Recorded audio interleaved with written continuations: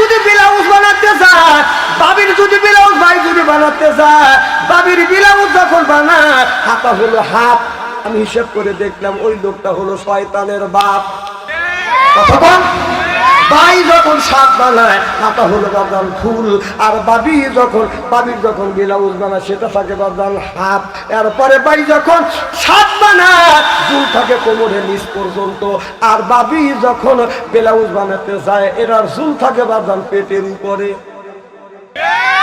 আমি চিন্তা করলাম ভাই নিচে যাইয়া তারও শাক বানাচ্ছে, বাবির জন্য ব্লাউজ বানাচ্ছে, ভাই বাবিরটা কেন হাফ করছে আর বাড়িটা কেন ফুল রাখছে? কারণ এই ভাইয়ের পেটের মধ্যে কি আছে? আমি রিসার্চ গবেষণা করে দেখলাম ভাই আপনার ভাইয়ের পেটের মধ্যে রয়েছে নারী আর বুড়ি, ওইটা রাখছে বাদাম জামা দিয়ে ঢাকা। আর বাবির পেটের মধ্যে হবে হাফেজকারী মাওলানা মুফতি মুবাশশির আল্লাহর ওলি, ওইগুলি রাখছে আগলা। দেখে পেট থেকে দেখে যুবকেরা হয়ে যায় বাদাম পাগলা। আপনার ডান পাশে কাটা, বাম পাশে ফাটা, পিছনে হলো কেসপিকের ফাটা সে বাবা নারী দিয়া গা ওর না উড়াইয়া নারী রাস্তা দিয়া যায় জনগণ ঠিক কিনে রাস্তা দিয়ে যায়, পায়ে পরে হাই হিল করতেছে, গিলপিল ঠোঁটে লাগালো পিজে যুবকের দেয় শীষে। এরপরে পেটো খালি পিটো খালি, পোঠা সেরা চলে পেটো খালি পিটো খালি। আমি হিসাব করে দেখলাম ওই মেয়েটা অরিজিনাল শয়তানের শালি। যুবকের হাতে তালি ছেলে না অলি গলি চিল্লা পান ঠিক কিনে। আমাদের দেশের কিছু মহিলারা বেদন সুন্দর করে সাজগোজ করিয়ে তারপরে লিপস্টিক লাগাইয়া ওনা গলায় ঝুলাইয়া রাস্তা দিয়ে যায় আর তাই এই যে আমার এসে এই দেখো, আমার এসে এই দেখো, দুনিয়া ভুলে যাবে, হায় দুনিয়া ভুলে যাবে। ওয়া ওয়া ওয়া বাংলাদেশের ওরেনা সেই যুবকের ভেতরে দুইটা জিনিস আছে। এক নম্বর ইন্নাল্লাযিনা আমানু, ইন্না মানে নিশ্চয়ই আল্লাহ চিনেছে যারা ঈমান আনবে ওই আল্লাহর উপরে। দুই নম্বর ওয়া আমিলুস সালিহাত, আর যারা নেক কাজ করবে। এই দুইটা জিনিস আছে, ঈমান আছে আর নেক কাজ আছে। বাংলাদেশের যুবকদের ঈমান কোনোদিন বাগান নষ্ট করা সম্ভব না। চিল্লা পান ঠিক কিনে। আমাদের দেশে তাদের উল্টো হয়ে গেছে। কি হয়ে গেছে? উল্টো হয়ে। ভাই আপনার মনে এত খারাপ কেন? না আপনার শাক বানাতে গেলাম, আপনার পেটের মধ্যে আছে গুগবর, সেটা চুলের জামার চুল দিয়ে দেখেন, আর বাবির পেটের মধ্যে হাফেজকারী মাওলানা হবে। কোন জ্ঞানে কোন বিবেকে ওইগুলি আপনি আগলা রাখেন? অতক্ষণ না কেন? আচ্ছা হাফেজকারী মাওলানা বাইর পেটে হবে না বাবির পেটে হবে? যতক্ষণ দূর হয়েছে হেঁটে আপনি ডাকেন, আর যার ভিতরে মাওলানা হাফেজকারী আল্লাহর ওলি হবে সেগুলো আপনি কি দেবে কোন বিবেকে কোন জ্ঞানে আগলা রাখেন? আপনারও যেটা আছে ওটা তো একটা করে আমাদেরও আছে। আমারও গুলি না খুলি পেট দেখে পারি না টাকা, আর আপনি খোলার আগেই দেখা যায় আপনার পাল্টা থেকে। লজ্জা করে না? আপনি কেমন মানুষ, কেমন পুরুষ? আপনার বউ হাফ ব্লাউজ গায়ে দিয়ে রাস্তা দিয়ে যায়, হাফ মাইল ফাঁক থেকে পাঙাশ মানের পেঁচি সবকিছু দেখে, আপনার একটুকু শরম লজ্জা করে না? এই ছেলে, এই ছেলে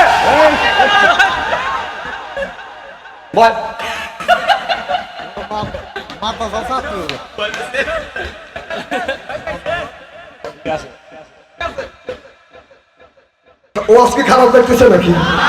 ওয়াজ শুরুই করিনি এখনো। যদি ঘন্টা দেড়েক ঘন্টা খানি আলোচনা করি শোনা বলে রাজি আছেন তো? আচ্ছা আমার সাথে আখিরি মোনাজাত দিয়ে যাওয়ার মতো মন মানুষতা আছে? আর জীবনে আনেন না, তবে হক কথা শুনে যান। এই ওয়াজ সব বক্তা করতে পারে না, কারণ এই ওয়াজ করতে গেলে জেল খাটতে হবে, জরিমানা দিতে হবে। এরপরে ছেলে ফেলেছি, জরিমানা দিয়েছি। প্রয়োজন হলে হক কথা বলার জন্য ফাঁসির মঞ্চে আসবো, বাতিলের সাথে আপোষ করবো না। চিল্লাকন ঠিক কিনা?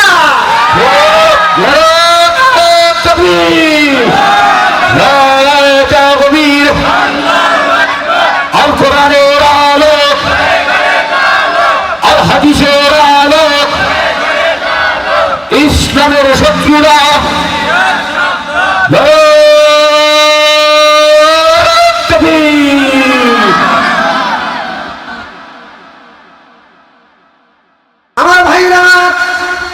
খুলে গেলে আমি কি করি আমি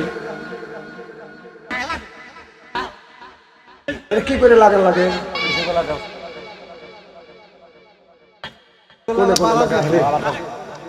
মোবাইলের নিচে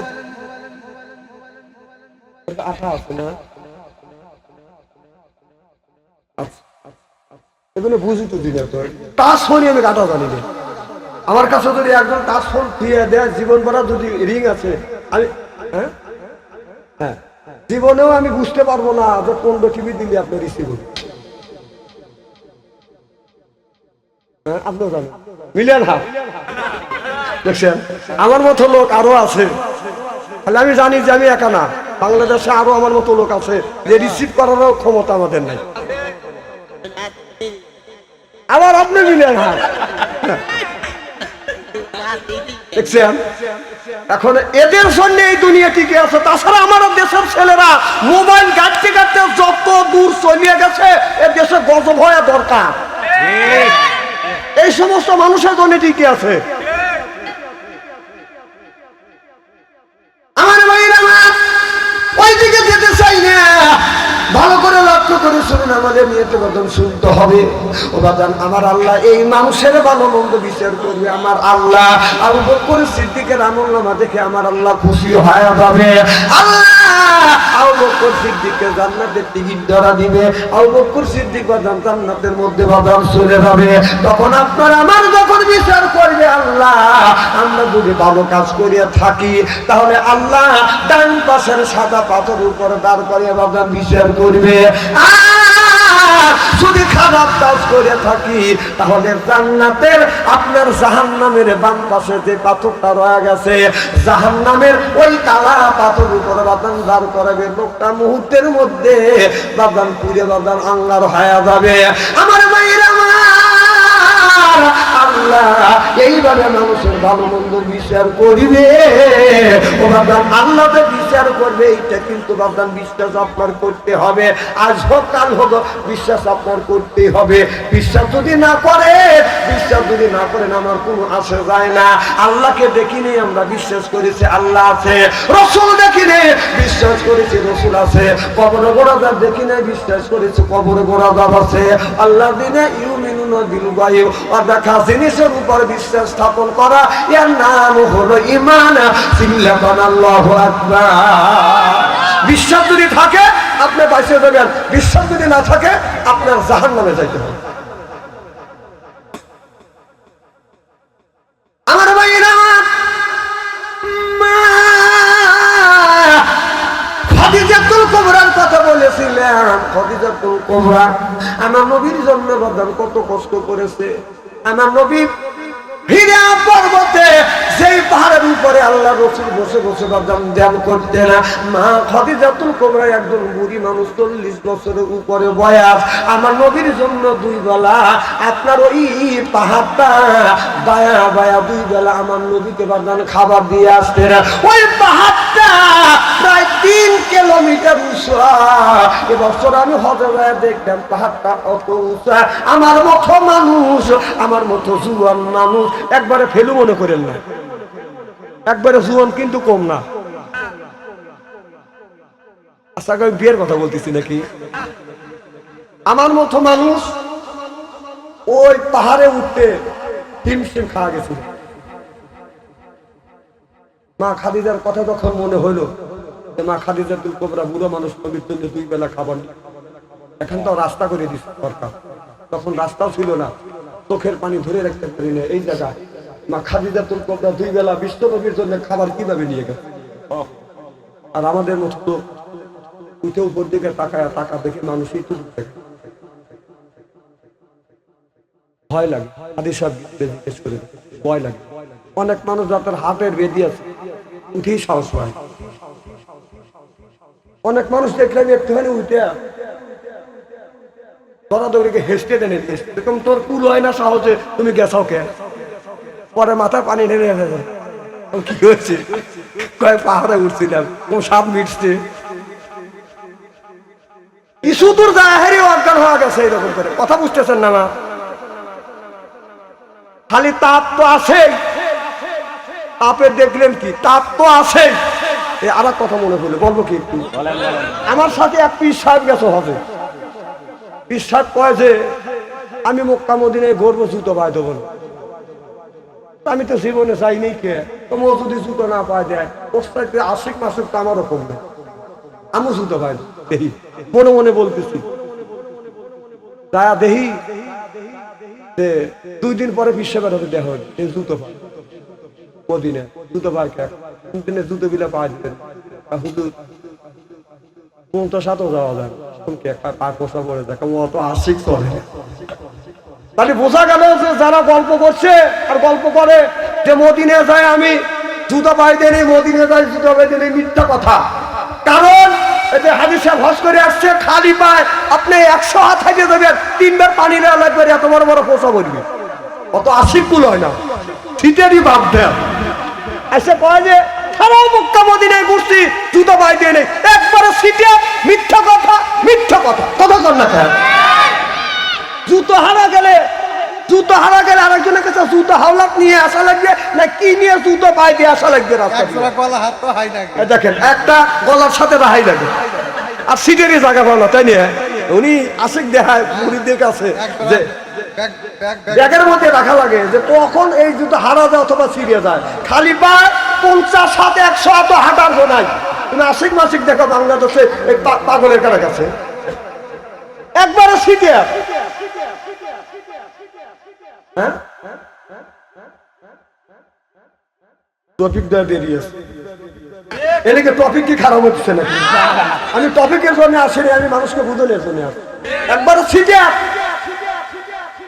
আমার মাইনা আমার ওই দিকে যাচ্ছে না, আমরা নিয়তে শুনতে হবে বাজার মা খাদিজাতুল কুবরা যখন এইভাবে রাসূলের জন্য খাবার নিয়ে গেছে, এইটা দেখে বাজান আমি এই দৃশ্য দেখে বাজান আপনার ওই পাহাড়ের কাছে যাই আমি চোখের পানি ফিরে বেতন দিয়ে দিয়েছি। মা খাদিজাতুল কুবরা পুরো মানুষ 2 বেলা করে নবীর জন্য কেমন করে বাজান খাবার নিয়ে গেছে। মা খাদিজা যেদিন বাজান আপনার অসুস্থ হয়ে গেলেন, ছোট্ট বিটি ফাতেমা লক্ষ্য করে দেখে খাদিজাতুল কুবরা আপনার মাথার থেকে বাঁধান কপালে হাত দিয়ে দেখে বাঁধান প্রচন্ড এমন সব মনে হয় কান দিলে বাঁধান খই ফুটবে।